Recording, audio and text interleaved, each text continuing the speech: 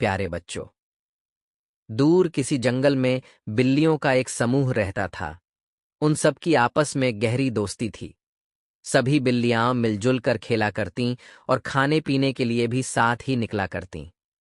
सर्दियों का मौसम शुरू हो गया था और बाहर ठंड की तीव्रता बढ़ने लगी थी।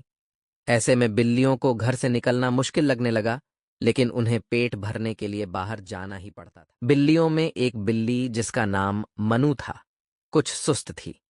वह रोजाना सोचती कि आज किसी तरह उसे बाहर न जाना पड़े और घर बैठे ही खाना मिल जाए, लेकिन सबके बार बार कहने पर उसे साथ जाना ही पड़ता। एक दिन मनु सोकर उठी तो उसे टांग में दर्द महसूस हो रहा था।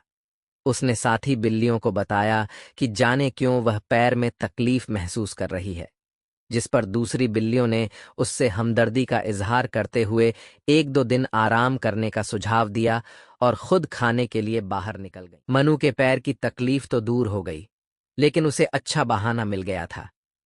वह साथी बिल्लियों से यही कहती रही कि उसकी टांग में अब भी तकलीफ है, इसलिए वह चलने फिरने में असमर्थ है। दूसरी बिल्लियों ने भी ज्यादा जोर नहीं दिया और चुप हो गईं। बिल्लियां अपने नियमित अनुसार रोजाना खाने के लिए बाहर जातीं और वापसी पर मनु के लिए भोजन ले आतीं। शाम को वे सब कुछ देर के लिए खेलने बाहर जाया करती थीं। एक दिन मामूली में सब बिल्लियां खेलने के लिए बाहर गई हुई थीं। मनु बिस्तर पर मजे से लेटी थी कि अचानक उसे गोश्त की बू आई। उसने तुरंत कान खड़े कर लिए और खिड़की से सर बाहर निकालकर यहां वहां देखने लगी।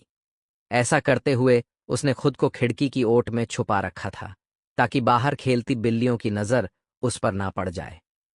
अब जो उसने गोश्त की तलाश में नजर दौड़ाई तो क्या देखती है कि दरख्श के नीचे एक लड़का किसी जानवर का गोश्त फेंक रहा है। यह देखकर मनु के मुंह में पानी भर आया। वह जल्दी अजज गोश्त तक पहुंचना चाहती थी।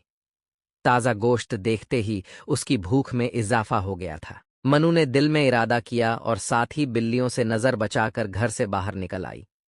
वह दरख्श की ओट में होती हुई गोश्त तक पहुंचना चाह रही थी और चाहती थी कि दूसरी बिल्लियों तक गोश्त की खुशबू पहुंचने से पहले उसे खाने में कामयाब हो जाए। छुपती छुपाती वह गोश्त तक पहुंची और जल्दी जल्दी पंजे चलाते हुए खाने में मशरूफ हो गई।